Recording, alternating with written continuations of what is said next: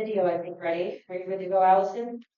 Okay, so we're going to go ahead and get started. So good morning and welcome everybody to the 2025 annual client meeting for the Life Plan clients.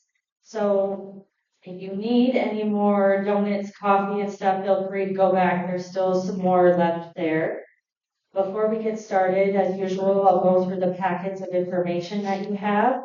Haven't gotten your packet yet, you can go ahead and Stephanie will be sitting up there during the presentation. So you can get your packet still if you need to get that. Can everyone hear me okay? In the back, raise your hands if you can hear me okay. Perfect. How about seeing the presentation? Do we have to do anything different with lights? Those in the back, raise your hand if you can see. Perfect.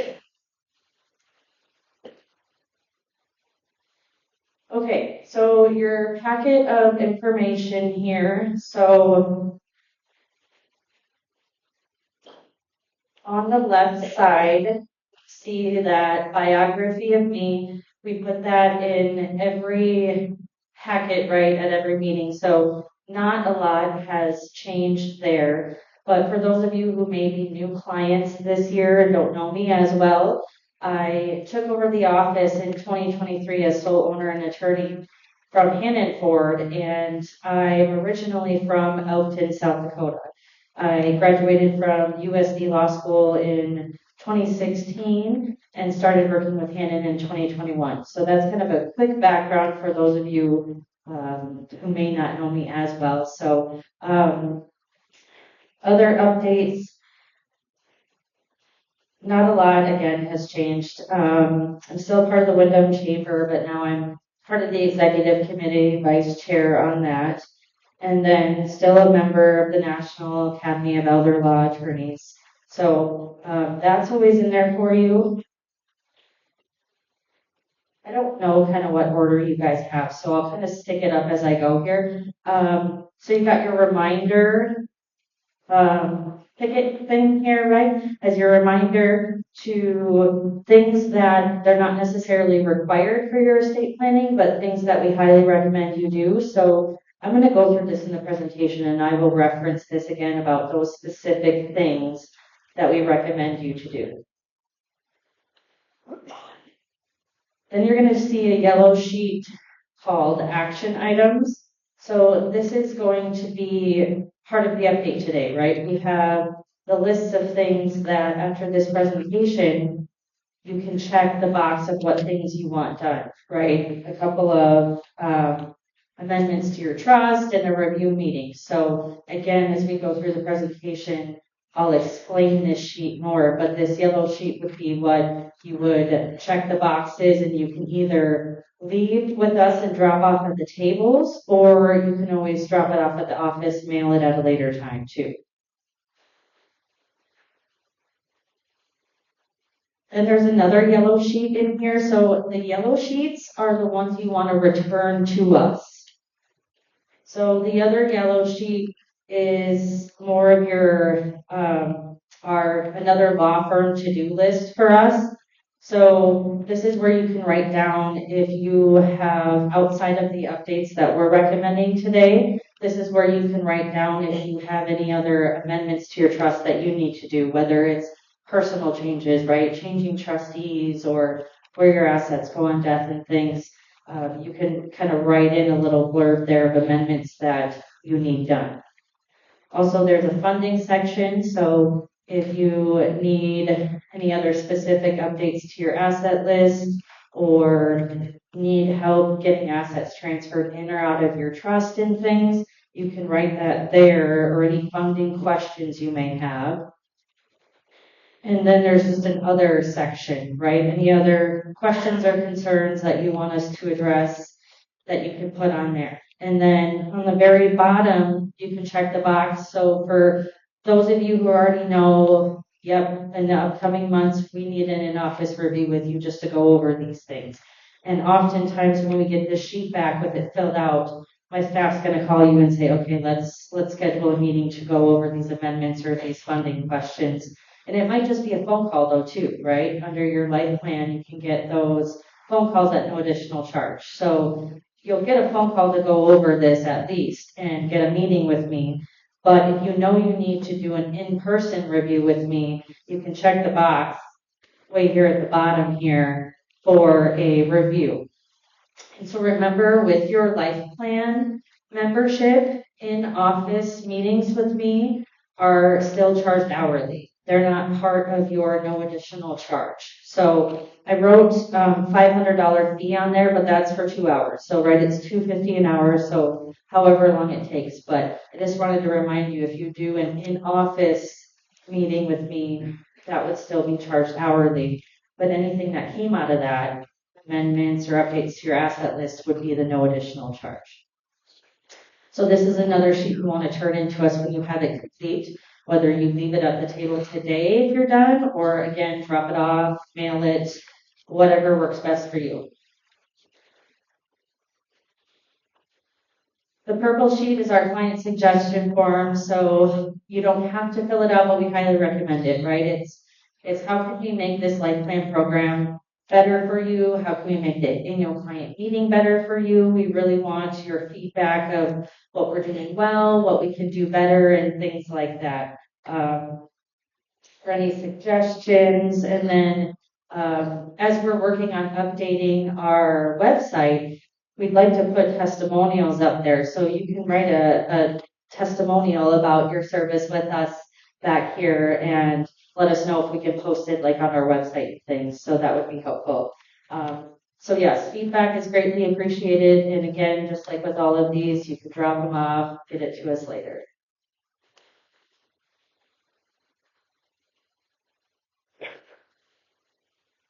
Okay, so then this white sheet where action items for the client to-do list.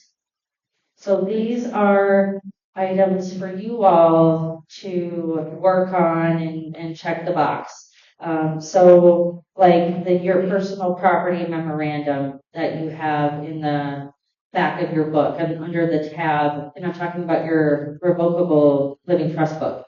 It's going to be in that personal property memorandum tab in the way back of your books. So that's something that we recommend filling out. So that's where we come back to that green reminder list. That's one of those things we highly recommend to fill out. Usually that personal property is the cause of the family fights. So if you have any specific items you want to go to specific people, you want to make sure you're filling that out, and then the trustees have to distribute it out according to that. So that's one of those things, not required, but highly recommended. So it's on here for your client to-do list.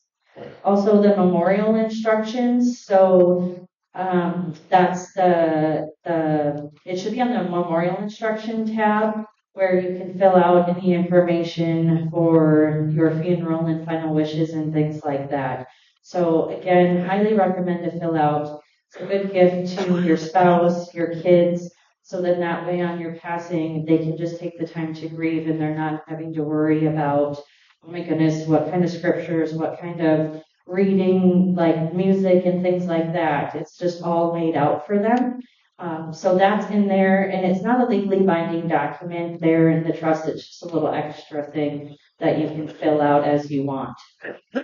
So with the personal property memorandum and the memorial instructions, you can write on those. So typically, you all have probably heard me say, don't write on your trust documents, your wills, power of attorneys, all those kind of things, right? So don't write on those. Any amendments need to be done separately, but you can write on the memorial instructions and the personal property memorandum.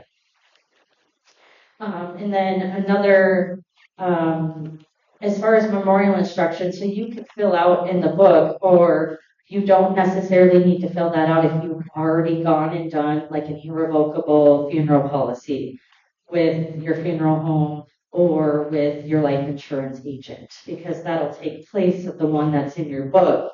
And then you can put that, once you get that information back from the funeral home, or whether it's you do it with your life insurance, then you can put that information in your book under the memorial tab if you'd like.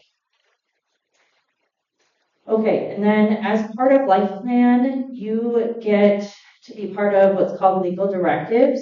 So a lot of you might have that medical card in the mail, or when you've set up your trust with me, some of you opted not to do it, which is fine. But that's that program that we pay for if you're in Life Plan, where this legal directives company, they can get your healthcare documents to a clinic or hospital, whether it's your primary, they can get it there, or if you're traveling or somewhere that doesn't have your healthcare documents, then you have that medical card once you got enrolled for legal directives that's going to have a number on there that someone can call to say, hey, legal directives, we need you to fax this healthcare information here. And then also on those medical cards, it's going to have allergies, medical conditions, and things. So with that card, we always recommend putting it in your wallet, your purse, and also a reminder is if anything changes, right? If your address, phone number, or your healthcare documents change, we need to let legal directives know. So please let us know if any of that information changes, because then we can let legal directives know and it gets updated within their system. And then, of course, forwarding any proofs of funding paperwork. So on your to-do list, if you have any items and assets you need to add to your asset list and things, it's always easy just to give us a copy of, like maybe you have a new bank account. It's always easy to give us a copy of that statement, whether you turn it in with your asset list and things. It's a lot easier for Allison. Allison, raise your hand. Alice is right here, our funding coordinator. It's always easier for her to be able to take the information right off of that statement to help get that asset transferred to your trust for you. So just a reminder, there's a checklist for you. And then forward any current asset list updates or update values. And then, contacting us too if you have any questions, needing to set up any phone calls or in-office appointments for amendments or things. And then we kind of have this link blasted everywhere, but it is on the bottom of this client to-do list, is the YouTube meeting link. So we are videoing this that we'll put it up on YouTube within 30 days after today, where you can go relook at it, or you can show your kids, or for those who couldn't come today. So there's that YouTube link. That's where you'll find the video for today.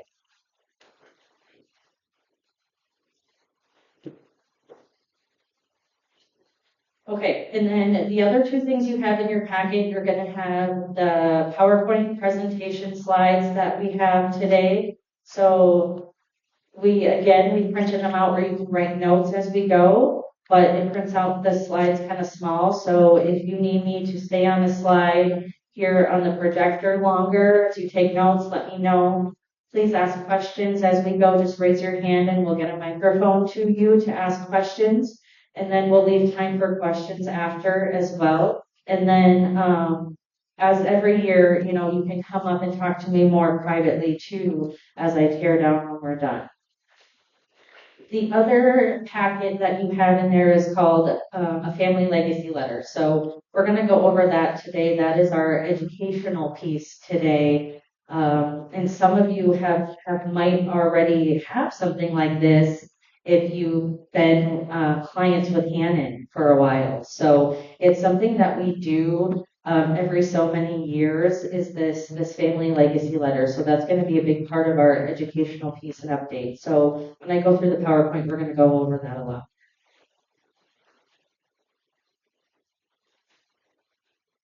Okay, so quick little update on my life. So my husband and kids couldn't come today. Husband and my oldest is sick, and then the other one has basketball. So I have Holton and Bo. So Holton is my oldest. He just turned 7 in October, and he is in first grade. And so he's this top left picture here, that's Holton. So for his birthday, he got his first boat. So he was super, super excited about that. And so I pick him up from daycare around 5:30, and of course it's dark. So he's like, can you just pick me up from daycare early so I can get home and shoot my bow? And I'm like, well, I have to work. And so he like counts down the days to at home days on the weekend, right? When is it at home days that he can go shoot his bow? So he's super excited.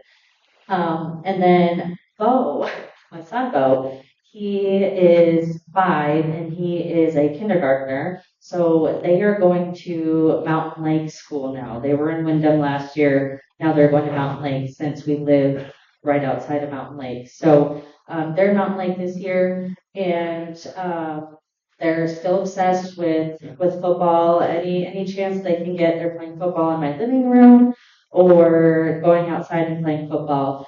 And then they participate in the flag football there with Mountain Lake Community Ed. And they still love going to my in-laws' farm. They're all about the cows. They're all about riding on the Honda and things like that. So they still love going to the farm.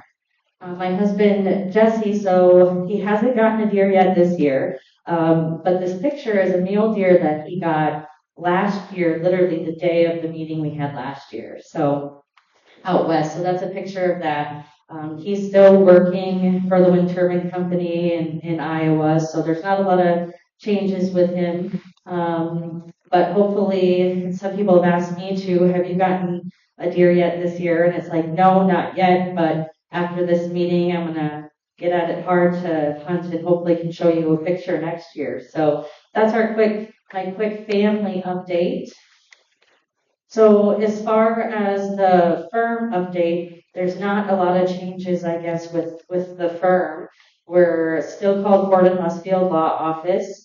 So, and a lot of people, I've probably told this already, so we kept the name with Hannon in there, even though he's not an owner or partner or anything, or an attorney at the office, we've kept the name in there. That's what people are familiar with. So in a couple of years, it is going to change to Lusfield Law Office. So obviously, we'll keep all the life plan clients updated with that. Still located in the same area on the square. We haven't changed our office building. And also, as usual, I will travel to you for any meetings. If you need me to travel to your home, traveling to your financial advisor's office, accountant office, I am still doing that. I can travel to you as needed. And then Hannon, he's still of counsel, right, where I still talk to him once a month as a mentor and any questions I might have for him and things. So he's still available as I need him. And then one thing, this doesn't affect you guys a whole lot, but we just a couple of months ago got a new case management system called Leap. So this is something that's going to help us be more efficient with keeping track of your documents and time, billable time, and things like that. So the main thing with those that might affect you is with this program, we have a way, it's called Law Connect. We have a way to send you documents more secure now. And you can kind of have like this portal where you can send us documents through that too. So that is something new for you guys as far as documents and things. So I would say just kind of contact us as we need to send documents because we're not always going to send you, if we're emailing you a document, we're not always going to send it through Law Connect because it wants you to sign in and create all this, right? So I don't want to have that as our main like default of sending documents. We're still going to send them usually, just uploading that PDF that you can just click and open. But let us know if there's any like secure documents or things, or you need to upload a secure document, and we can get you that information for Law Connect to do that. And then we do have, with this LEAP program, we do have online pay now set up where you could do that.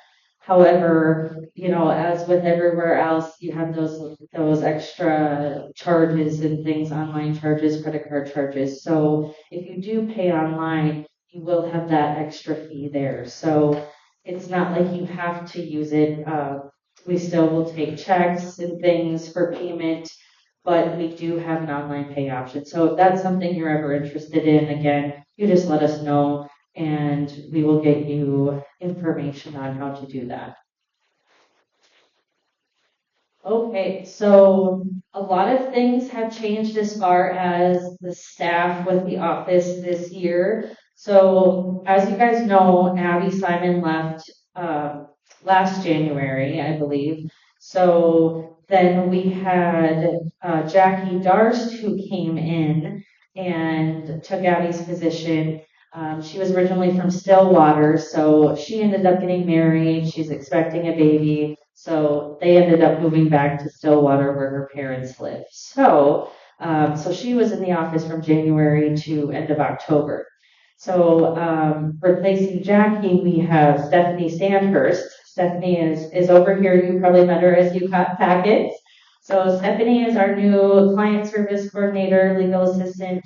She's the one you're mainly going to be working with for when you call in or walk in the office and things like that. So Stephanie, she's hit the ground running. She's doing awesome. We're so happy to have her. So I want to welcome Stephanie to our staff.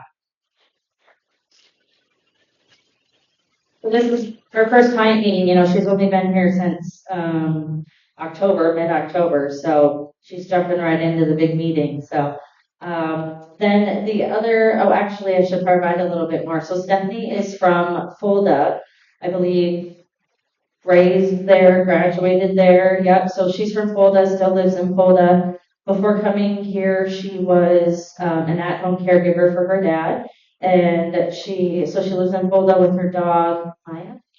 Maya. Yep. So that's just a little bit of background about Stephanie. And then another change that we have had is this past summer, Allison got married. So she is now Allison Anderson instead of Allison Tordick. So that's an update. You know, her email is still going to have Tordick on there, but her signature and things like that, you know, it's going to have Anderson on that. So the same person, she just got married. So that's a picture of us at her wedding. Allison, with Abby leaving, Allison took over as office manager. And so she's helping me kind of run the office, get supplies and things. And she's still our funding coordinator and administrative coordinator. So as part of Life Plan, she's your friend with getting asset lists updated, getting assets transferred in and out of your trust. She's your go-to person for those kind of things. And then also on passing, when you pass away, Allison is the one that's helping me administer your trust and things. So that's kind of the office update. And so, you know, with that turnover, with Abby leaving last January and then Jackie and Stephanie, I wanted to apologize for those where we've been a little bit behind with amendments and things getting done. You know, we've had some extra training and things. So we're working as hard as we can to get things as fast as possible, and we're starting to get in a new groove now with Stephanie and getting things done a lot quicker and getting settled in. So I just wanted to let you know and apologize for any delays and things, and we're making sure we get things done a lot quicker. Okay, as part of Life Plan, one of my duties and responsibilities to you guys as Life Plan clients is I need to keep myself updated and I need to keep myself trained and be learning every year how to make myself better and learning, you know, about new laws or new things. So these are trainings that I went to, whether they were in person or online, that I did to keep myself updated on any like 2025 probate trust law updates. Special needs drafting. So we do special needs trust. So that's, you know, something else we specialize in. So I'm making sure that I'm getting trained and staying up to date with special needs trust. And then, of course, I took a training on the One Big Beautiful Bill that just got passed, and to be able to give you updates on that. I'm always looking for trainings for estate planning and administration for ag assets and farms. Being, you know, in Southwest Minnesota, a lot of you have the farming assets. So I'm making sure that part of my specialty of working with farmers and things too, I'm staying up to date with that. And then, of course, medical assistance planning with the irrevocable trusts. and things like that. So those are just what I've been doing this year as far as training to make sure that I'm able to keep you guys updated and giving you the kind of new and best and updated information. So with activities and awards, so not a lot again has changed here. Just with the Wyndham Chamber now on that being that vice chair, I still continue to go to local communities with their community ed departments with the school and present workshops and things like that. So I know a lot of you, some of you go to those when I have them in a town near you, just because sometimes it's just nice to get a refresher, right? When I just do basic estate planning topics, or I try to alternate it where the one time I'll do estate planning basics, and then the next workshop will be a more specific advanced planning. So this last year, my specific one was I did a workshop on Medicaid Asset Protection Trust. So some of my existing clients went to that to get an overview and things for that. So then you're not coming in and getting paying hourly to get an overview of that with me. So I wanted to let you guys know you guys are all welcome to come to those if you just need a refresher, or I'm talking about a new kind of advanced planning that you want to learn more about.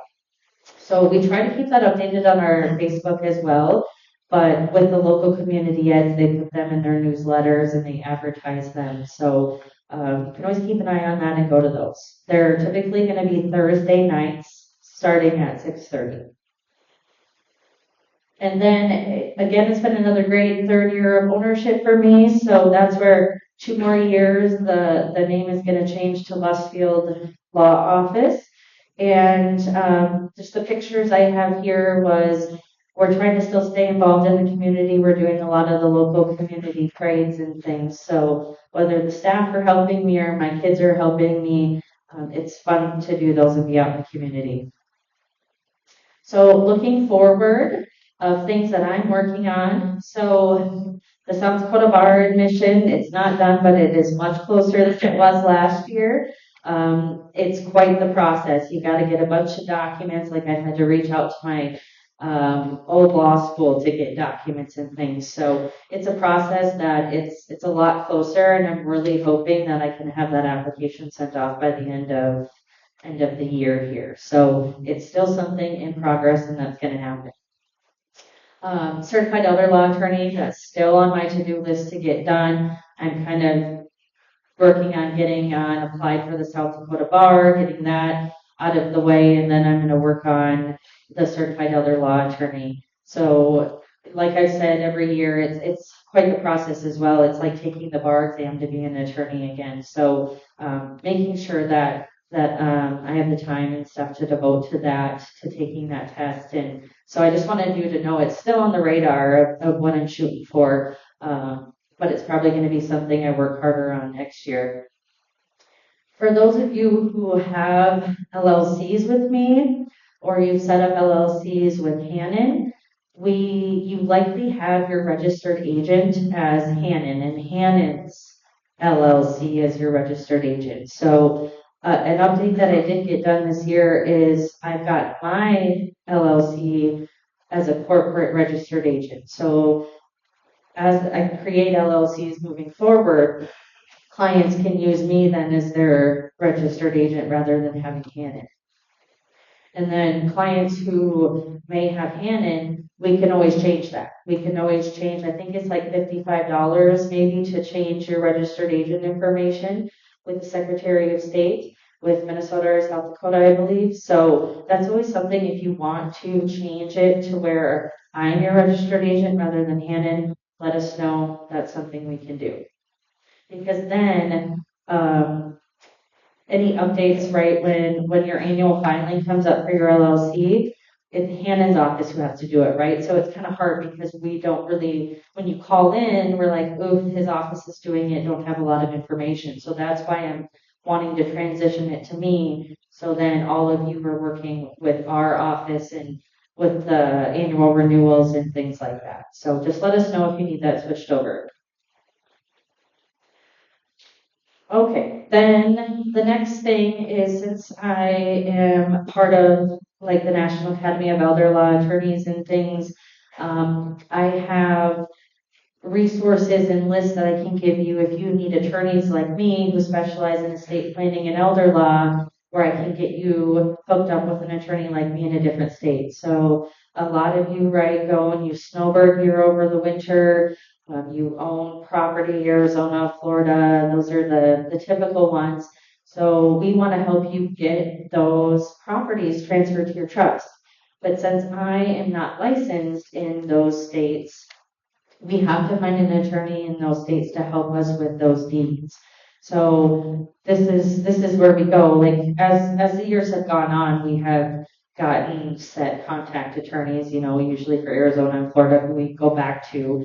But if we need to find a different attorney, we'll use the National Academy of Elder Law Attorneys to help look up attorneys for you to reach out, or we reach out for you to get those deeds done.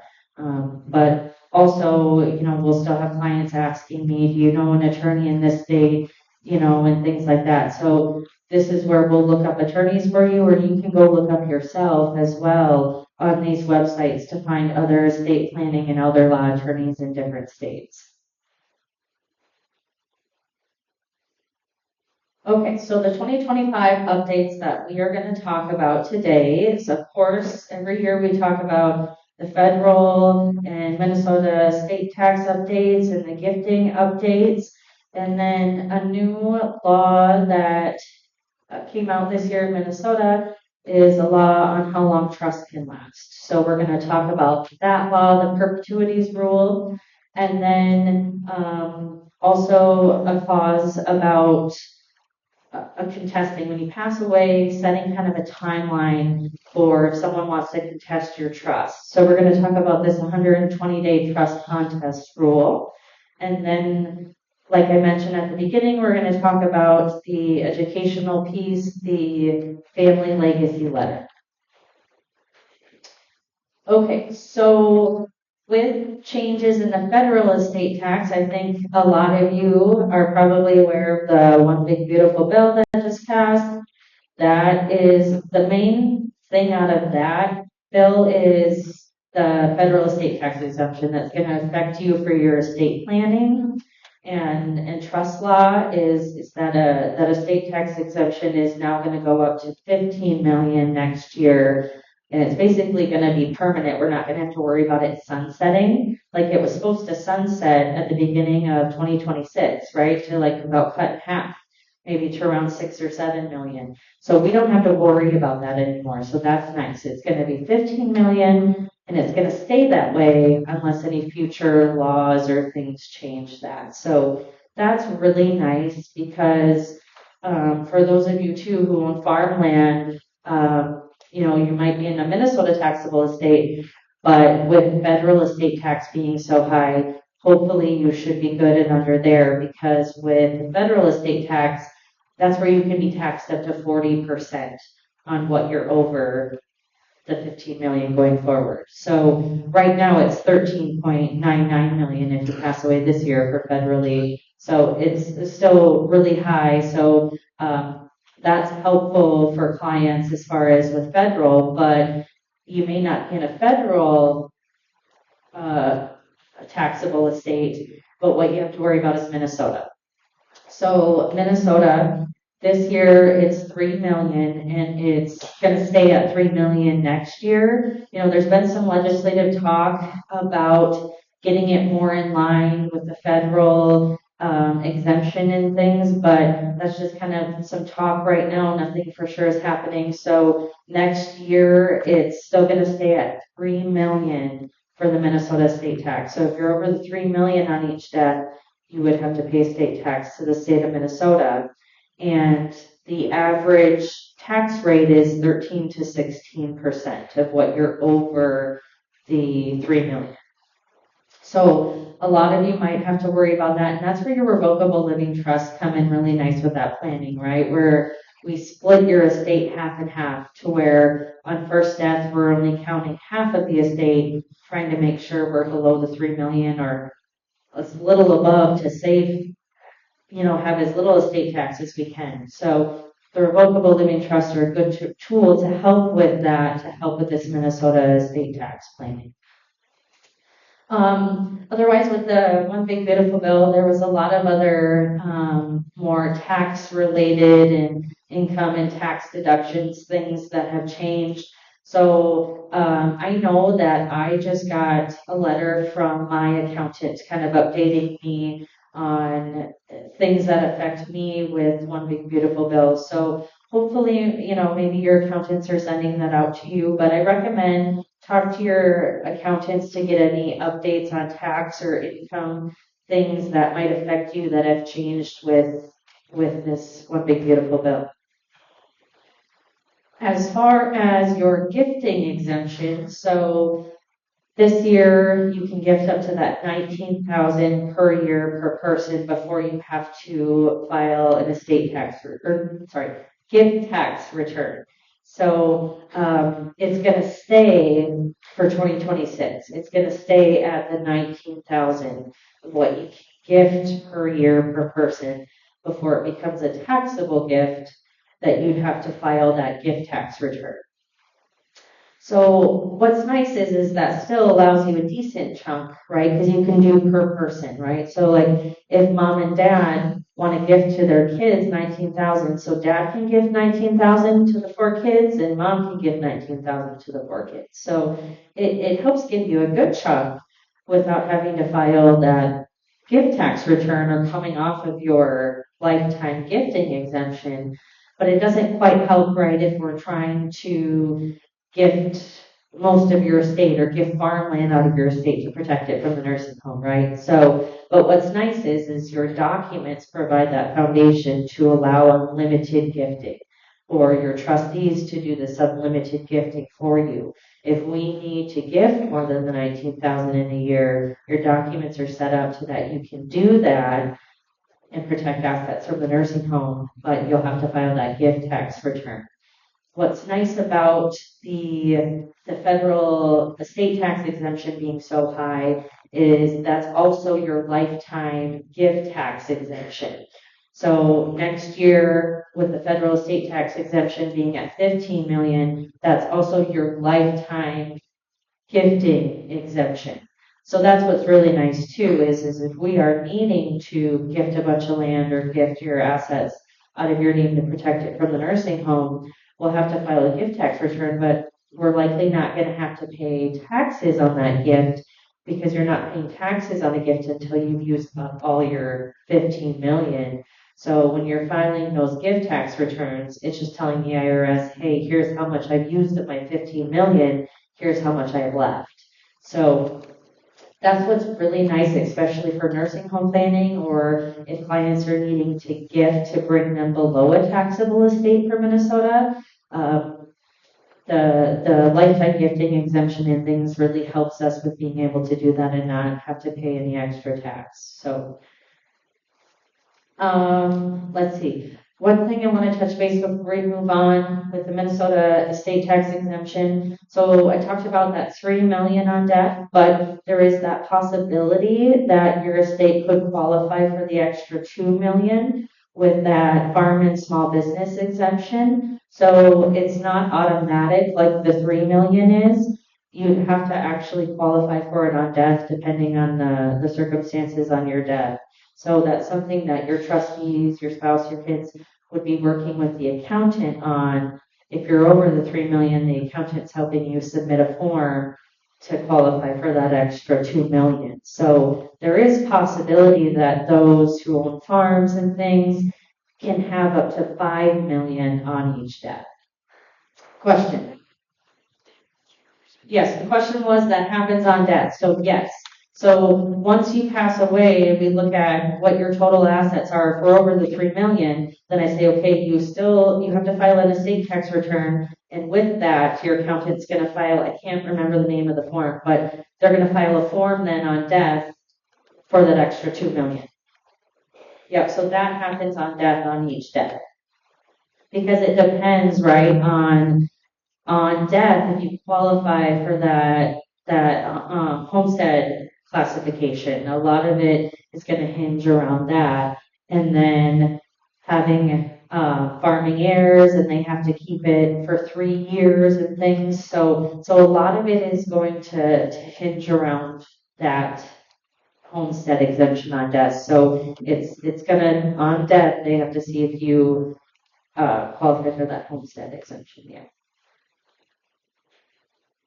But that's nice, right? Because you can get 5 million on each death, up to 10 million then as a married couple for Minnesota. So it's a nice tool that can help with some estate tax, but not everyone applies or can qualify for it. Or this is another plug that every year, you have to submit paperwork to the county for your homestead exemption, right? To keep that. So you want to make sure you're doing that and doing that on time, because if you don't do it, you lose that exemption, you pass away, you're more than the 3 million. Well, crap. You didn't have that exemption, you didn't get your paperwork in on time, and now you've lost that extra 2 million. So that's a plug to make sure you're turning that in to the county on time every year, so that on death you have that exemption. Okay, so now we're going to get into more of our specific law updates and things that we have for you today. So there is a new Minnesota rule on how long trusts can last. So this is something that isn't, I guess, huge or things we necessarily go over a lot in your trust, but it's statutory, right? It says, here's how long your trust can last. Because in Minnesota, we don't have like these dynasty trusts, right? You might have heard of those that South Dakota could do, because in South Dakota, they don't have any rule against perpetuities, is what it's called. So South Dakota says that trust can last forever, however long they want. So then you can call these dynasty trusts, and that can last and keep on passing from generation to generation, that don't have to end. So that's nice, because you can continue on these protections, maybe keeping family farms or businesses in trust for years to come, where it stays protected from your beneficiaries, divorcing spouses, creditors. It can make sure that this farmland or whatever the asset is stays in the family. So what's nice, even though Minnesota didn't change it to where trust can never end, right? But it's now changed. So basically it was like 100 years was the prior rule. So now it is changed to 500 years that your trust would last after your passing. So, yeah, it doesn't last forever, but it's still going to last long enough to pass down for generations and things to keep those protections that we want. So that's a nice little update that has happened.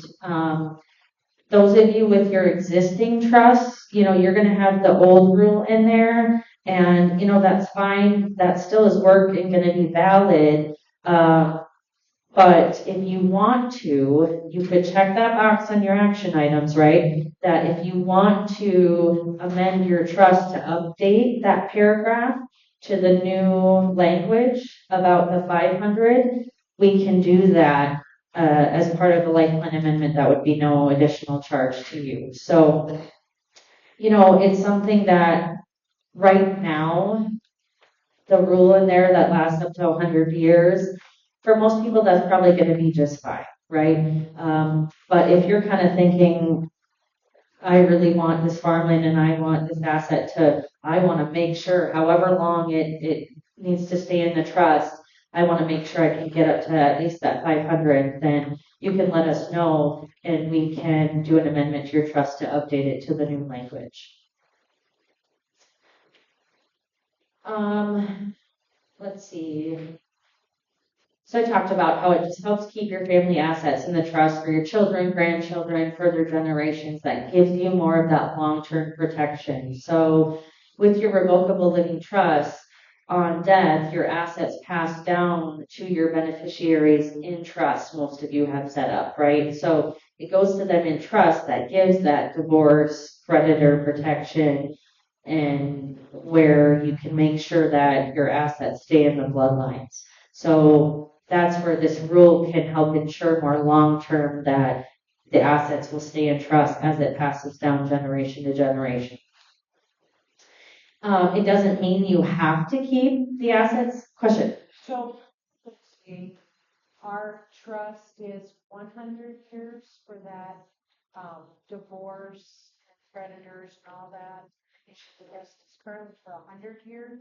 Right, so the question was, currently is our trust set up under the old rule for that it's going to last around 100 years? And yes, that is with all of you in your revocable living trust. That is the paragraph that is in your trust right now. Yes, that it's going to last up to 100 years. So that's something you could amend to change it to this new language saying it's going to last up to 500 years. And if you're not sure, schedule a phone call, free initial phone call where I can look up your trust as we're talking on the phone, where I can say, okay, here is the exact paragraph this is. I should have wrote the section number down before today, but I can, in a phone call, we can say, okay, this is the paragraph we're talking about. And I'll say, okay, in your trust, this is the current language, and we can kind of go through it. So you can always too put a note there if you want to schedule a phone call to just talk about that. Okay, so currently, when someone passes away under Minnesota law, there's a default 3-year statute of limitation that if someone wants to contest your trust, they have 3 years to do so. So that's just the default, that's statutory, that's no matter what your trust says, that's what it's going to be, right? But now there is a way for your trustee to trigger a shorter deadline to contest it. So under Minnesota statute here, a trustee can shorten the contest time to 120 days after death as long as they give proper notice. So that notice they have to give to the beneficiaries is going to be a copy of the trust and a written notice that identifies the trust, who the trustee is, and it's going to clearly state in that notice, hey, you have 120 days now to contest this trust if you want to. So that they have to give that specific notice to the beneficiaries. So that's something that we're going to start incorporating, I guess, into our trust administration work too, that if we need to trigger that, I'm talking to the family, okay, hey, do we need to help you give notice to all these beneficiaries? That's going to shorten their contest time to 120 days instead of 3 years. So that'll be kind of a new part of things I talk about with families in the first initial trust administration meeting of whether you want us to help do this and get this going. So obviously it's nice because it's gonna reduce the uncertainty for your trustees, and it's gonna help your beneficiaries move forward faster where they're not thinking, oh my, is there gonna be a lawsuit that comes up in the next 3 years even though we've gotten things all done and settled. So it's gonna help with that reinsurance, give more confidence to the trustee to make distributions and wrap things up. So currently, in most of your trusts, so you don't necessarily have to write it into the trust, right? This is under the law that says they have 3 years to contest, or if the trustee does this notice, then it's 120. So you don't necessarily have to have it in your trust, but I recommend putting it in your trust because then it's going to give your trustee guidance, letting them know, hey, this is something that's available that you could do. Here's the proper notice you have to give to start this 120 days. So it's something you don't have to put in your trust, but I recommend it. And so that's on that check items list. That's where you can check that box. If you want us to put into your trust that specific 120-day contest rule and give some specific information to your trustees. And like I said, it's something that in the administration meetings when I'm talking to your trustees, I'm going to have that as part of my list of what I'm talking to them about. So I'm going to bring it to their attention anyways. But if you have it in your trust, then it's there to help guide them and things in writing and what they need to do. So again, not required, but you could decide to put it in there if you want, because your trust currently aren't going to specifically say the trustee can shorten it to 120 days if they send this notice, right? Your trusts aren't going to specifically lay that out. So you can have your trust amended to specifically say that if you want, but it's just a good tidbit, right, for everyone to know, regardless if it's in your trust. This is an option on death during trust administration as a spouse or a trustee, giving notice to beneficiaries to where you can limit that contest time just to get rid of that uncertainty and any of those surprise lawsuits.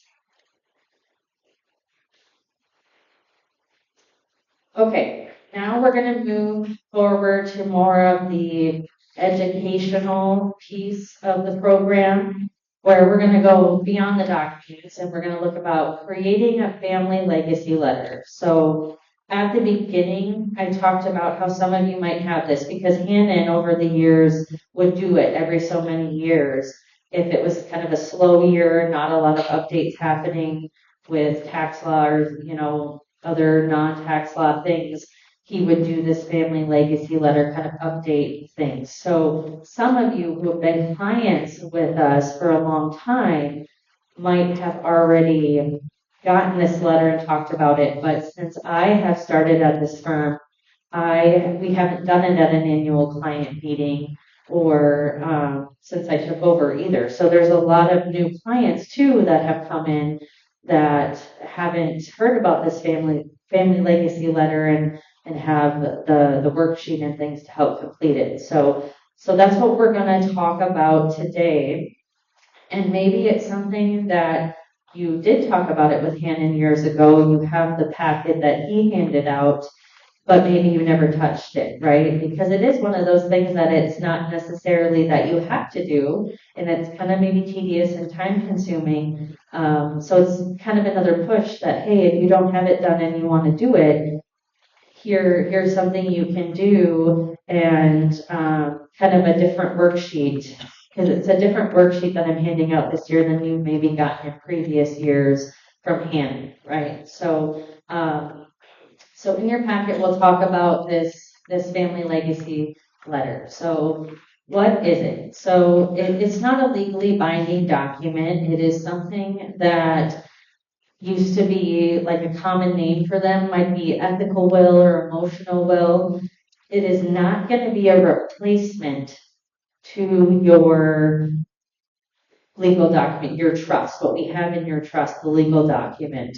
So what it is it's just going to provide some extra guidance to your trustees, your kids, on your values, your things that you hold dear in life, or some tidbits of information in there that want them to know about. So like in this family legacy letter here, there's going to be a little introduction to it, and I'm kind of, going over those things now.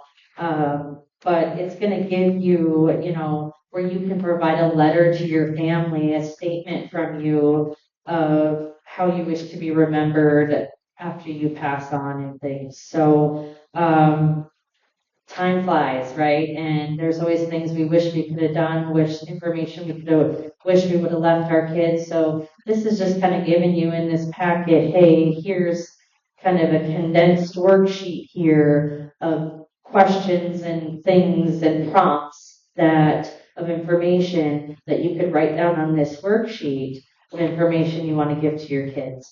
So you can leave it as is in kind of this worksheet format if you want, or you can use it to turn into a draft of an actual letter to your kids. So it used to be known too as like a letter from dad or letter from mom, but family legacy letter is more of the general name for it. So you can just leave it in this worksheet, or you can create a letter from this worksheet. So we've laid it out here where you can give like an opening message to your family. You can, here, let me do this. You can talk about your core values and life lessons, the story of your family, more about origins, traditions, key moments.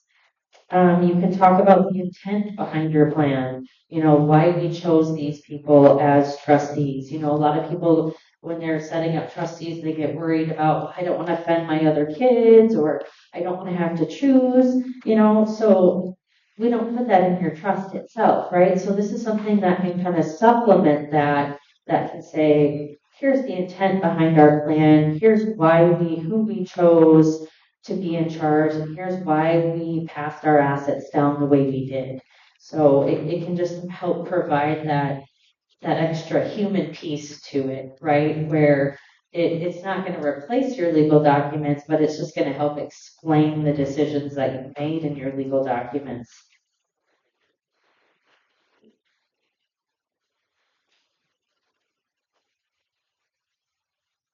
There's also going to be a section here, guidance for beneficiaries, as far as when it comes to money, work, giving, and challenges and things. That section is in there. All right, and then two, there's also a section in here where more practical information, where you can say, here is where my legal documents are held. They're in my safety deposit box in the bank, or they are in my safe in this room in our house, or whatever. So that way they know where to find your legal documents. And also, you want to make sure if you have it in a safe or things, in a safety deposit box, that they have access to it. So, you can also kind of write on here like, hey, here's where you find my passwords and my codes to get into my safe, or all my passwords to get into my email, my Facebook, all the digital assets. So it provides you kind of a worksheet here where you can lay all that out for them, because that's something too that's going to be really helpful, right? When someone passes away, and you're trying to get into their online bank accounts, or you're trying to do all these things, well, maybe their computer is password protected, or there's other things. So it's going to be really helpful to kind of have a separate list that maybe you have in a safe place of all of these passwords and things. And then on this worksheet, you can say, here's where all these passwords are, here's where to find them. So then that way they can get online banking, or emails and things, whatever they may need to do, then they can do that a lot smoother. Also on here, you can list who your attorney is, who your tax advisor is, financial advisor. Here's my trustees that are going to be in charge. So it can give them, and you can put phone numbers and things in there and location. So then they know, okay, on death, here are the key professionals that we need to be in touch with now on death that can help us administer and help administer the estate. So those will be very helpful for your spouse, your kids. And when I say for your spouse, because a lot of times when one spouse passes, usually it's the one who's dealing with all the finances and dealing with all the professionals. And then the surviving spouse is left with, oh my goodness, I don't know. I don't know where all these important documents are. I don't know how to get into these accounts. I don't know who my spouse was working with, as an accountant. They took care of all of that, right? So even it's going to be helpful for your surviving spouse too, that might have been more hands off with the finances and things.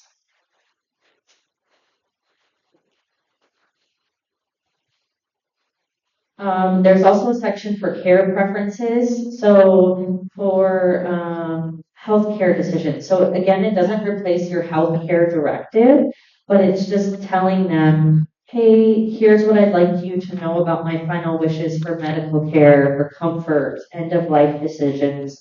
Maybe here's why I made these decisions and things, or your document might not specify, yes, pull the plug, but wait till all family members, so you can add those kind of things in here that can help provide some separate guidance for them with healthcare decisions as well.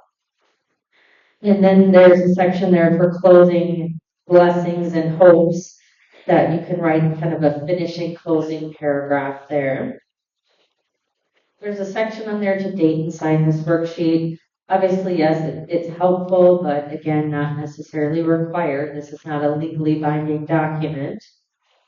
And then what you want to do with this letter. So you want to keep it with your estate planning documents. So we have hole punched these for you. So then that way, once you fill them out, if you're just going to keep it in the worksheet form, then you can just put it right in your trust book.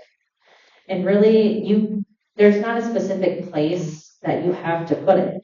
So you can put it wherever you want to have it. Maybe it's something that is in the back, or it's something that's right in the front. So I would I'll leave that up to you, is where you guys think you want to put that in your books. It really doesn't matter a whole lot on where exactly that's at. It's just so that it's in there somewhere. And you can revise or rewrite it at any time, right? This is a working copy, working worksheet, and you don't have to use this worksheet, right? You can create your own that you're editing and adding to, taking away over the years, So, and then, like I said, you can turn it into an actual letter once you've kind of finalized it, I guess, right? Where you can create a letter from this, and that letter can be changed and things over the years. So, it's kind of up to you too, of when do you give it to your family members? Do you give it now, or do you share it with them later? Again, it's kind of up to you. Some of these things might be nice to just go over in person with your kids, to share these moments with them, have some laughs and things while you're alive, to be able to go over this with them, and they can ask you more questions or want more stories, So I think if you want to, it would be a good thing that you could go over with them and give it to them now and say, hey, here is exactly where it's at in my book for you to find. So, or it's just there for them to find later. If you'd rather them read it and hear your messages to them later after death, you can do that too. It's really up to you.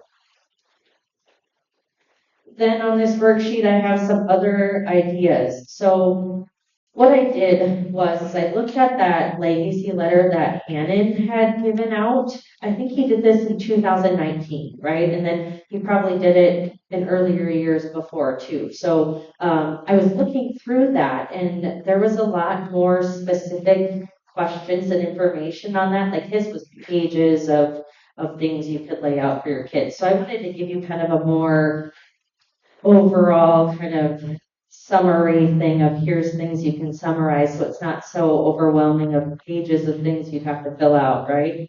But what I did is I thought they were really helpful though too. So what I did is I kind of put it on this worksheet here at the end of other things and other information you could add to this letter that aren't necessarily on the worksheet part that I gave you. So other kind of things is if you want to get more specific about your heritage, names of parents, grandparents, where they were born, important values that was passed on to you by them, some of the things about the heritage that define you, or how much of a role your heritage plays in your life, right? You can get as specific and talk about whatever you want, right? This is your family legacy letter. You can kind of figure out what you want to put in it. These are just some ideas. More about your family, right? Where you grew up, important lessons you learned in life, an experience growing up that was life-changing, things like that, how you measure success. I'm just kind of reading some random ones. So I invite you to look through this too to see, oh, hey, yeah, I want to kind of leave them some guidance on this as well. And then you have this and you can write it on a separate piece of paper or something, or add it into your letter. There's also about community, right? What organizations or causes that you really have a special, that meaningful to you, you want them to know about. financial resources, what you appreciate about money, what you fear most about money. And then there's religion, right? If you want to add a religion piece, if religion is something that is very important to you, you can talk about most important thing your family should know about belief in a higher being and experiences that you had that had enriched your lives and things like that. So those are just kind of some ideas of things that you can maybe decide, yeah, I want to specifically put this in my worksheet or in my letter to my family.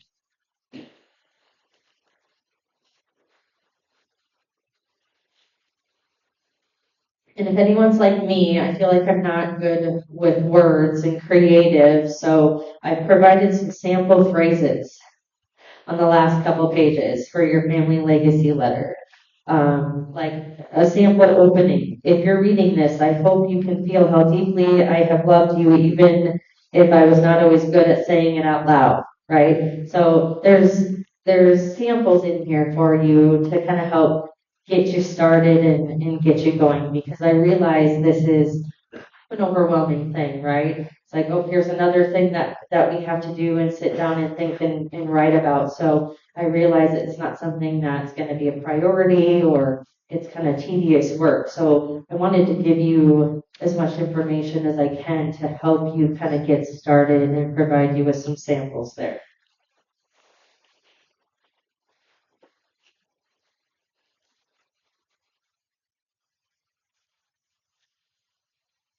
Okay, so like I said, it's going to complement your legal plan with the human piece side of it. And this is where you can share your values, stories, life lessons, blessings, and hopes. And you're explaining the why behind your decisions. And we talked about the practical information it has in there, and you can update it anytime. There's no lawyer needed. You don't have to call me or have me help you change any of this. You can do all that on your own. And then with your trust, you already have, so separate from this family legacy law letter where you can lay out all your values and things, meaningful things in life for you, in your trust, you can also carry out your values. So when you say on death, my assets are going to go down to my beneficiaries in trust, where we talked about earlier, right? It can go down to them protecting it from divorcing spouses, creditors, and it can help ensure that assets stay in the bloodlines.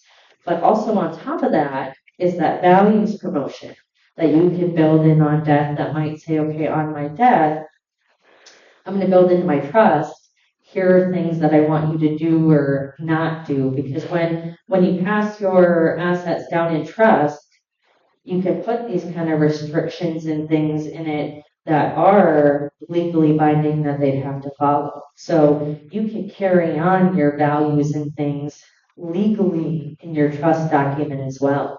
So an example is, I use this example at workshops, is maybe a values is well, I don't like the idea of tattoos, or I don't want my family to have any markings on their body or things like that. So, you can build into your trust, like, oh, hey, if you have any tattoos, yearly, you don't get this money for your birthday or your Christmas, or, that's kind of, but it gives you kind of an example of what I'm talking about, right? So maybe a more common one is, when it comes to if anyone's in prison or having issues with alcohol or other substances and things, maybe you're like, oh, you can get your inheritance in your trust, but I only want it to be used for your treatment if you have these things going on. So those are just kind of some things too. Or, too, if you want to make sure they're hardworking and they're making money for themselves and being successful on their own and not relying on their inheritance from you, maybe you're building in things that say, you can only get some of this if you have working a job for 40 hours a week and things like that, So there is ways in your trust that we can put your values in there that make it legally binding, so they have to be followed by your beneficiaries. So that's something you can do, and again, you can let me know, right, if we want to schedule a review to go over this and make any values amendments that you want to do. You just let us know, but I wanted you to know that outside of this worksheet, you can also put it into your trust where it is legally binding, but we would need to do an amendment to your trust and put it in writing to do that. And on your action items on that yellow sheet, you can check the box if you want to set up a meeting with me to talk more about this letter or review your planning, because also we want to make sure that maybe what you have in your family legacy worksheet or letter doesn't conflict with what you have in your trust, right? Because what you have in your trust about your values and things, that's what's going to be legally binding, that's what's going to happen. So we can always schedule a meeting to go over that, review your letter and things, and make sure that your trust is consistent with it and doesn't conflict with it. Or maybe we meet, we go over this worksheet and this letter, and we decide, okay, we're going to do amendment and put these certain things into our trust. So you can check that box on your action items if you'd like to do that. So I think I've already kind of talked about a lot of this. We talked about the starter worksheet. We talked about examples of sentences and themes, where to store the letter, when you give it to your loved ones, and you can set up that review meeting with me to go over it. I was going to, I don't think we're going to do it anymore. You could do it on your own, but I was going to kind of take like 5 minutes and have you guys maybe start writing some things down and invite anyone to share any things that you want to. But I think we're going to skip that part. I'm not sure what time we're at, but we'll skip that part. And so I just encourage you, right, if this is something that is important to you, you want your family to know these things, take the time to sit down and fill it out. And, don't think you have to fill it out all at once. You can come back to it and things, or you can quickly jot things down and take a break and come back at it later with fresh eyes and fresh mind, and maybe you have different ideas and things you want to write down. So it's just something that it's just going to be helpful for your family, right? That I explained provides that human piece. It provides that little information of, here's why we did what we did in our legal documents. Here's a lot of other extra things that are going to help you administer our trust and our estate on death that aren't specifically stated in our trust. Okay, so we're going to go over a review of life plan. So the life plan maintenance program, so it's going to continue to stay the same. For 2026, if you want to be in life plan, it's going to be $325 to be in life plan to get you those benefits again. And so we're going to be sending out invoices later. So next month, we're going to be sending out the invoices to all of you to be in life plan for 2026. So then if you want to be in life plan, then you'd send those invoices and that check back to us, and then you're in life plan for 2026. So what the life plan program gives you, we're just going to go over a review of that. So it gives you phone calls, quick phone calls, emails, quick Zoom virtual meetings with me at no additional charge.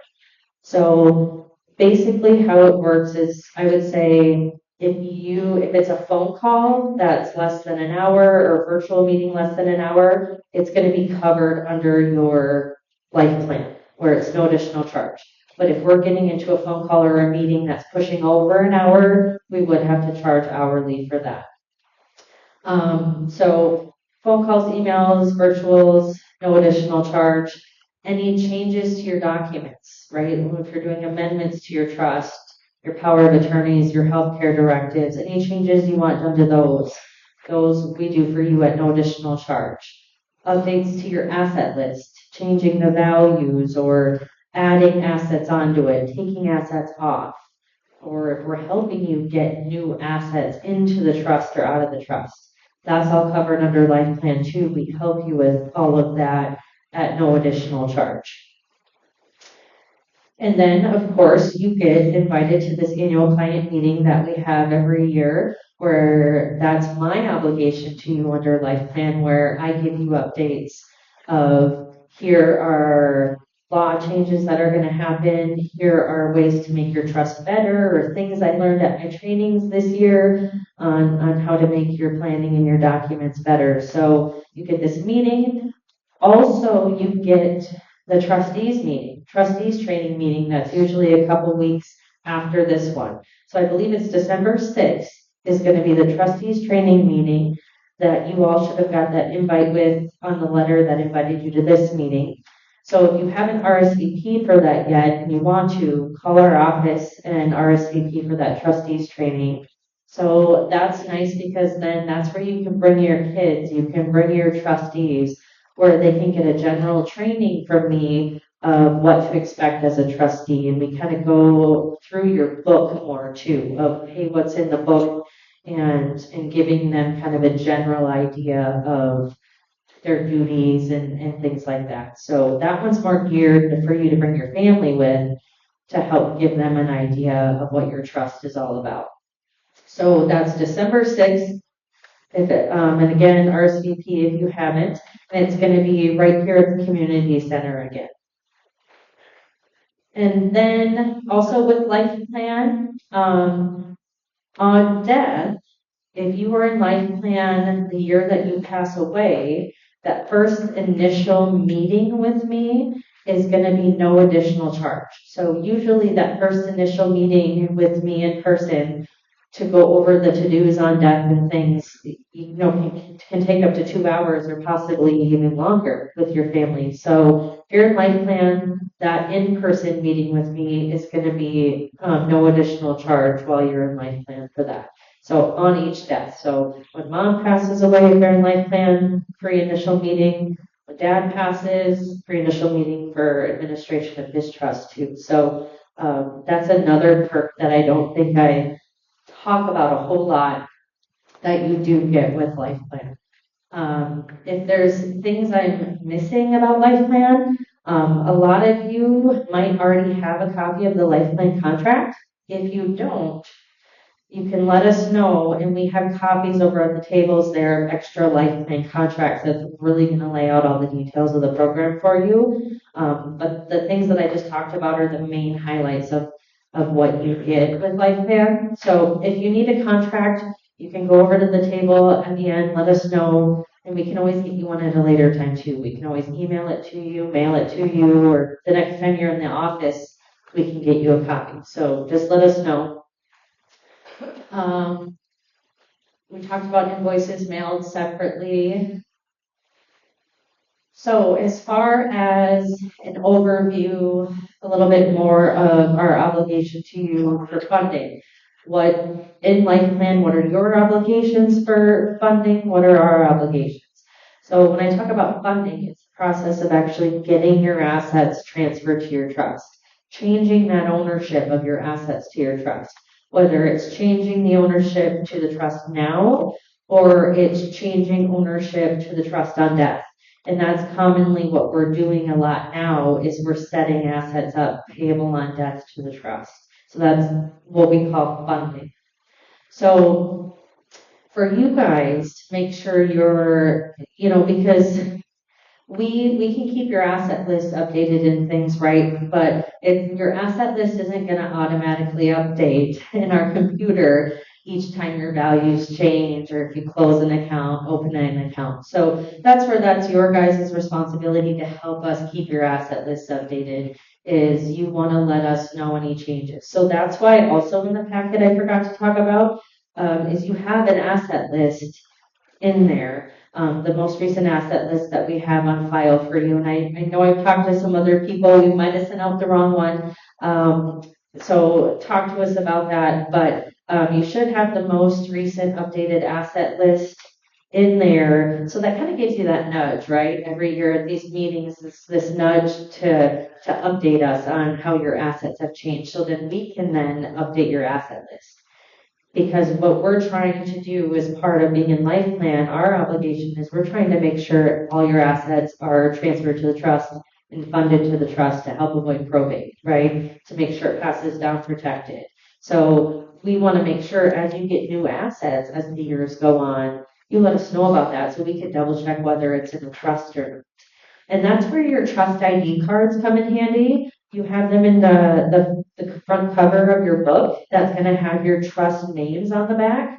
So as you get new assets later on, that's where you can use that and you can try to get your assets funded to the trust yourselves too. So then you have your trust names on there. And then on the back of that card, it's going to have our information. So if that company has questions about transferring it to the trust, our information's right on the back where they can call, email, fax, whatever.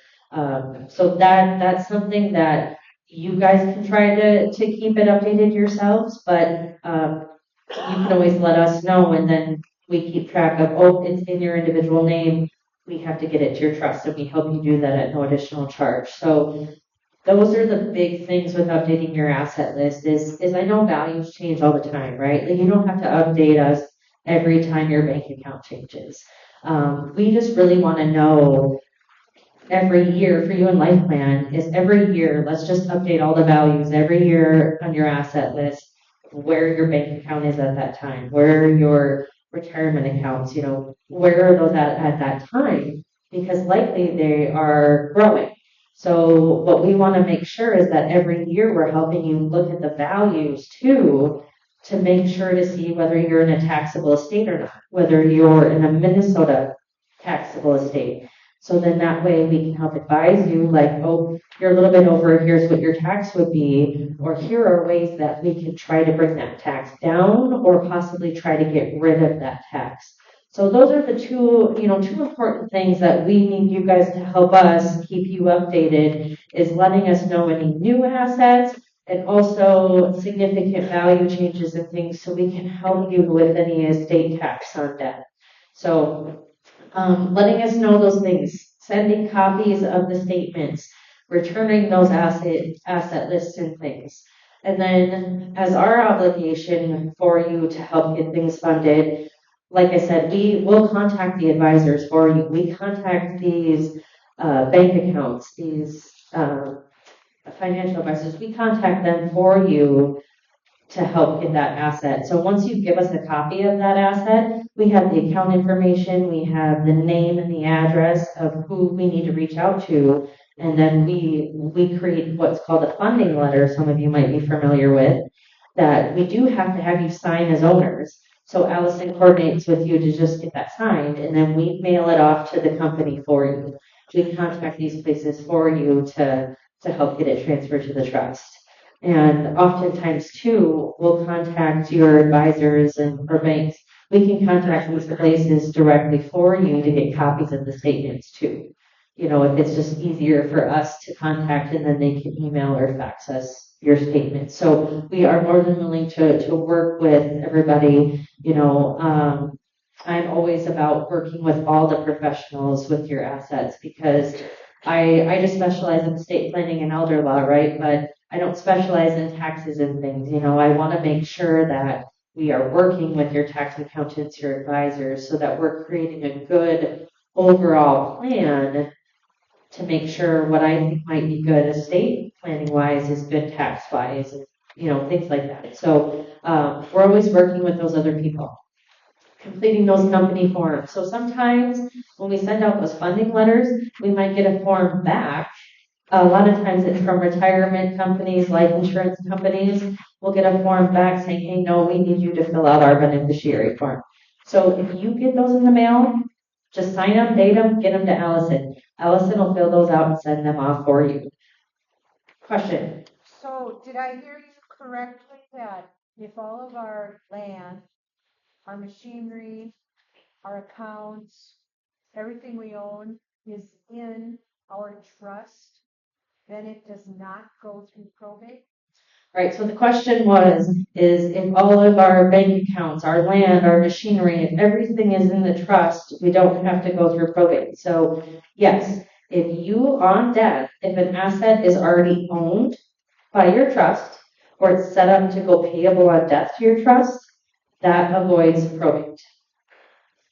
With machinery, personal property, right? We don't have a document to show ownership, to be able to show that it transferred to the trust. So that's where you guys already have in the back of your books, in that personal property tab, behind your personal property memorandums, you have what's called an assignment of personal property that you signed with me or Hannon the day you signed all your trust documents that says all my personal property is in my trust. So that helps with those kind of things. Farm machinery, silver, gold, coin collections, guns, all that things that might have significant value because those are still going to be considered part of your estate that may have to go through probate or, things like that. So by that assignment of personal property you've already signed, that takes care of the personal property. So yeah, that's what you're making sure is you're making sure that either the asset is owned by the trust now or there's a beneficiary set up to go to the trust, and then that's going to help avoid probate. A lot of you over the years, if you set up your trusts and things with Hannon a long time ago, he was just transferring assets directly to the trust. So a lot of you might have your assets owned by the trust right now.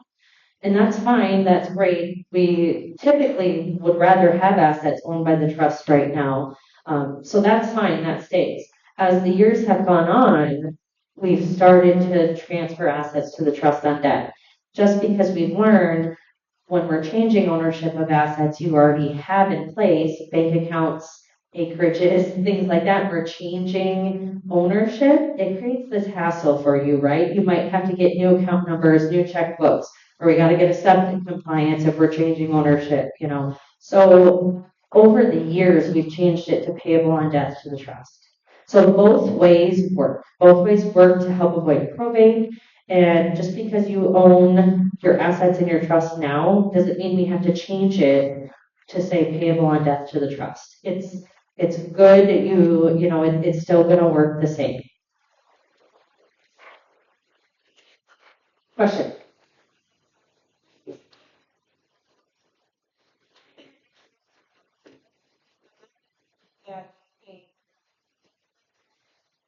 That's in our trust. Is it good to get rid of something on everyone debt to our kids now? So it's not in our trust, not in our assets. Right. So the question is that everything kind of on your asset list, everything that's in your trust, is that counted towards your taxable estate? And yes, right, your bank accounts, your retirement, your life insurance, your real estate, your personal property, it's all going to count towards what your total value is on debt. So what we look at on debt to see if you're in a taxable estate is we look at data debt value. We look at what was the value of your bank account on the day you died, the value of the insurance, the retirement plans, and we might have to get appraisals for real estate, right, to figure out fair market value. So when we look at all of that, that's where we're seeing if you're below or above the 3 million. Do we need to do planning, or do I need to advise your family that they have to do an estate tax return? Because if they have to do an estate tax return, if you're over that 3 million on debt, they have to do that within 9 months of passing. So that's kind of your deadline you're working with when you're dealing with trust administration, is if there's an estate tax return due, it's due within 9 months. So I always say if we got to do appraisals, get those going right away. Those could take a couple of months. And talk to your accountant. Not all accountants will do estate tax returns. So you want to talk to your accountant right away. Make sure they do it. If they do, they got a heads up because it's going to take, they're a lot more work and more complex than just your personal income tax returns. So they need a good heads up to get working on it. Oftentimes, they're going to put in an extension for it. So, but you just want to give them a heads up. Or if they don't do an estate tax return, find a CPA or accountant to pay. So then the second part of her question was, if they're all part of the trust, which they are, right, do we need to start giving it to our kids, our beneficiaries, giving it out now, right? So that was something that, yes, that is a tool that you can do to help bring you below a taxable estate, is you could gift assets out to your kids and things now. You're just working with, right, that $19,000 per year per person. If you're above that, you have that gift tax return where you're taking off of your 15 million lifetime exemption. So that is something you could decide to do. I always say talk to me about gifting, because if we're gifting, we have all these other consequences to it, right? Where if we gift, we're creating a 5-year look back that you can't get on medical assistance to pay for the nursing home, right? No matter the gift. It doesn't go with the federal, right? So medical assistance says any gift that, or any asset that you give that you receive less than fair market value back for is considered a gift for medical assistance. So it doesn't mean it has to be above the 19,000 or anything, right? So you do have to be careful when you're gifting, when you're looking at nursing home and things like that. Also, as far as if you're gifting to bring your total estate down, you if you gift below the 19,000, so that's not going to count towards your estate, no matter when you gift it between when you die. But if you gift more than the 19,000, that's a taxable gift, right? That you have to survive 3 years then past that. There's this 3-year clawback that you have to survive for that amount of that gift to come out of your estate. So yeah, I always say, kind of talk to me. We can do, your free phone calls. We can kind of talk about how to reduce your estate. Is just gifting now going to be a good idea? A lot of times with a lot of you, it's going to be the land that is putting you in a taxable estate, right? So a lot of you might be land rich, cash poor. So we can't necessarily just be gifting some money up to 19,000 every year to bring our estate down. You need that to get by your daily living expenses and things, So it's something, we want to look at and look at your assets and your situation and, decide whether you have assets to give now to bring you below a taxable estate.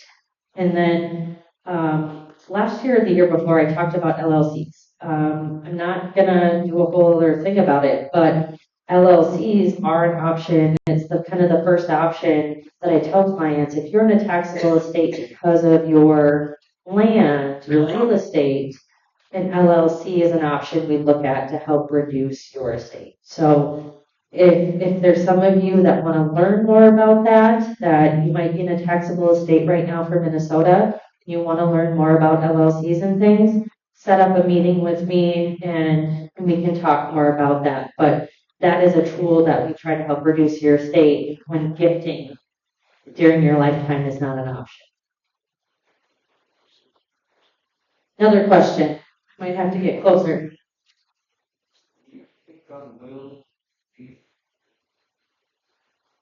So the question is do I speak on wills? Is there a need for a will? So with your revocable living trust plans, that trust essentially replaces, that's your main estate planning document. So that is your estate planning document that's going to say, here's who's in charge, here's how my assets pass down. So it's going to take place of those like traditional wills where people used a will to say, here's who's in charge, here's how things pass. With your revocable living trust plans, though, we do still have a will, so it's kind of confusing. You have a pour-over will in your books under that tab. That's just our backup. If there's anything that's not in your trust on death, then we have this pour-over will where we still say, okay, here's the people in charge of the will. They get a hold of the assets that are not in the trust and pour it over, get it to the trust. So you don't need like a separate, when you have a trust plan, you don't need like a separate will plan that's going to say how your assets pass down. But I still do that at my office for clients that may not need a trust. We'll do a separate will plan where they have the will that says, here's who's in charge, here's how the assets pass down. But when you have a trust, your trust is doing that, and we have a will as a backup. Dollar amount that they under? So the question was, is there a dollar amount that you have to stay under for pouring it over? So yeah, when we are looking at assets that are not in your trust and we're using the will to get a hold of them, pour them over, we still have to worry about what that asset is and what the value is to see whether or not it has to go through probate. So for probate in Minnesota, if you have real estate of any value not in your trust or it's in your individual name, it's going to have to go through probate. So that pour over will would have to go through probate to get that real estate to the trust. So we are always making sure that real estate is transferred to the trust. If it's other assets that total to above $75,000 in your individual name outside of real estate, that would have to go through probate, right? So again, if we're looking at the pour over will of things not in the trust, depending on that value, that pour over will might have to go through probate for those other assets. So that's another thing that with LifePlan, where we're trying to keep you updated with your asset lists and things every year, is we are trying to make sure that everything's in your trust, that you're not going to have to go through probate. Usually, we're hoping that it's vehicles or things that kind of go under the pour over with, that we know are going to be valued less than $75,000. So it's something we want to pay attention to.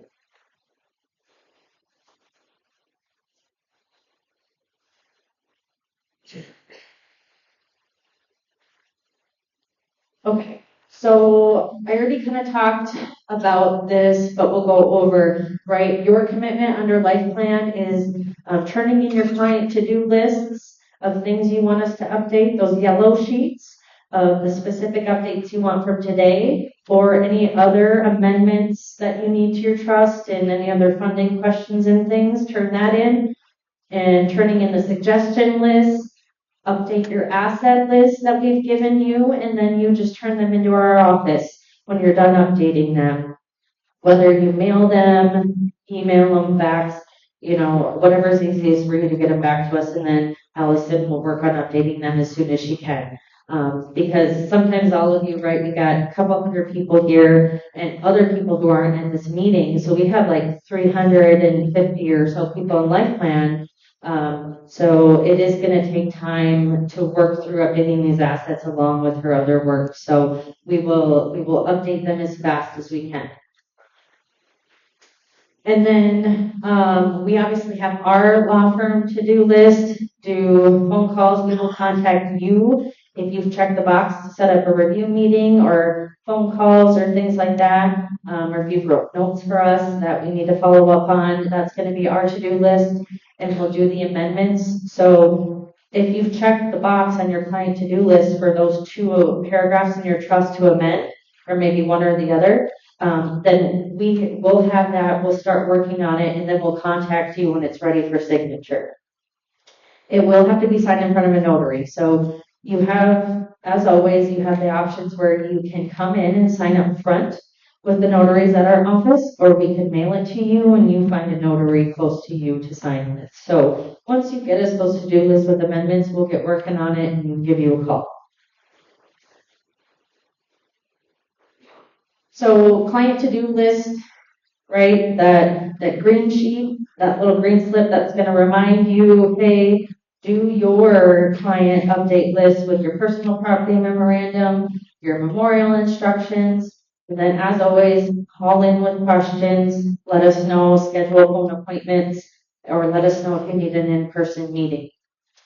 And then we have our emails here for you. So we have Allison's email. So Allison's email hasn't changed. We have Stephanie's email on there now. So that might be one that you might want to circle, because that's a main one you might want to be using if you need to contact her to help get any appointment set up or quick question type things. So you want to have Stephanie's email updated. So you don't want to be using Jackie's email anymore if you were using that, or Abby's. We do have Abby and Jackie's emails forwarding to Stephanie, but that's going to eventually stop. So moving forward, use Allison and Stephanie's emails. And then my email hasn't changed. Question?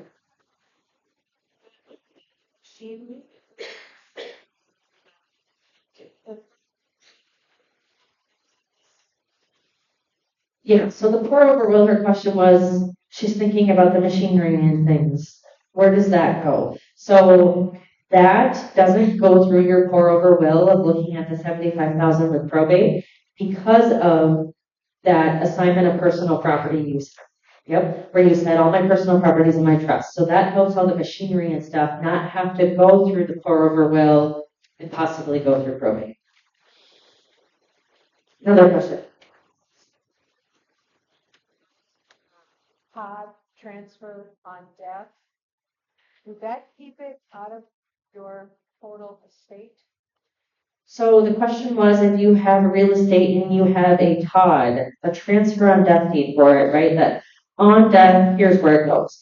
And with a lot of the clients over the last couple of years, that's what we have, is we have transfer on death deeds to your trust, right? So her question was, does that keep it out of the estate? So no. It's still that value, even if you say on death, here's where it goes, it's going to help avoid probate, but that value is still going to count towards your total estate on death. So if it's not, it has to be out of your name, right? You have to get it out of your name during your lifetime, and then when you're transferring real estate, it's likely going to be above the 19,000. So then 3 years are going to have to pass for that value of that real estate that you've gifted to not count towards your estate. But yeah, if it's going somewhere, it's going to be in your name until death, and then going somewhere on death, still counted towards your estate.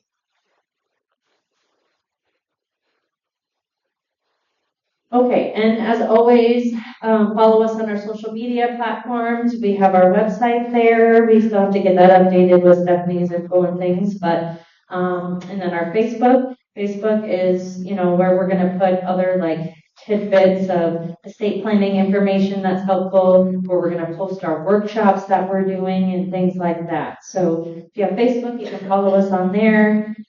We do have Instagram, probably not a lot of you have Instagram, but we have it. And then there's that YouTube link again. So you have this YouTube link posted a lot throughout your packet in your documents here. So that's the link that you're going to use to rewatch this meeting or send it to other people, your kids or whoever that need to watch it.